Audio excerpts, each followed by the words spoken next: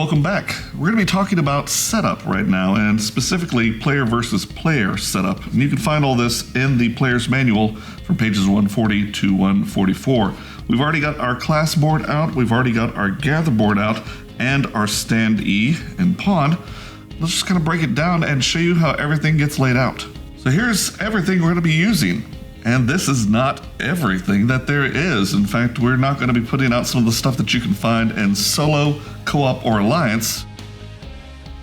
Let's talk about choosing the class board. Today we have chosen the Woodling. It's completely up to you every different time, but the thing to keep in mind is there are always going to be 2 unique skills for each class and also a +1 stat advantage in a different segment for each class. So we're going to pick up this card right here, purely cosmetic as far as the character that you want to go with.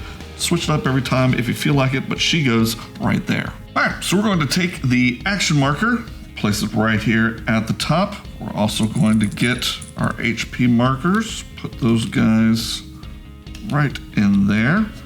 Gonna get our cash cube, place him right there, and then of course our skill markers will go right here in the locked segment until we've rolled for our stats and we adjust them. Let's talk about the gather board. Now, these are all a little bit different, but same bonuses, different placement.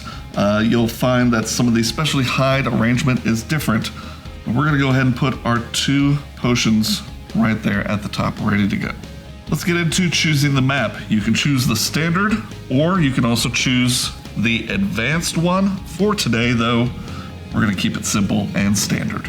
As far as game board setup goes, first thing you do is either put your mini or your standee right here in the village. We're gonna go with the minis. And speaking of minis, we have 8 different environment minis right over here, 4 terrain, 4 dungeon. You can either place them however you want, or you can do a simple roll of the dice for placement. One thing to keep in mind, 2 of the same environments cannot be in the same space. You can always swap it out like that, and that'd be fine. Next, what we're gonna do is the enemy spawn. Remember, 2 enemies spawn per player plane. Grab your D10, grab a hold of a enemy in the bag. That is a 0, which will be a 10. There is a kobold. Let's do it one more time. And that is a 3, and that's going to be a mummy going right here in the amity field. Next, we're going to insert the compass dial right here in the center, pointing at noon. And then we're going to insert the token, or if you have the collector coin, right there in the center, north, straight up, and you're ready to go. Next, let's place the signage. These guys are gonna go right here by the village, just so you can keep in mind what you can do in the village. Now, if you'll look there at the icons, you'll see that some of them require coins, and some of them are going to be free. Next, we'll place this one right over here as a basic general knowledge. And then this one's gonna go right over here by your advantage and your heroic quest cards, just to give you an idea of when and why you get those.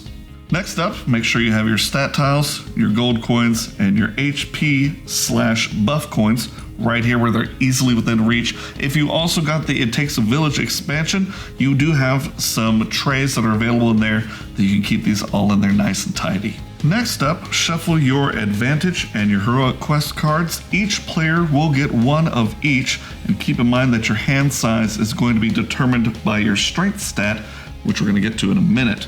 After you shuffle those and dealt those out, remember to pull 3 of the bounty cards and place them face up where everybody can see them for the start of the game. These are the active bounties. They're going to count as glory points, which you're going to need to win the game.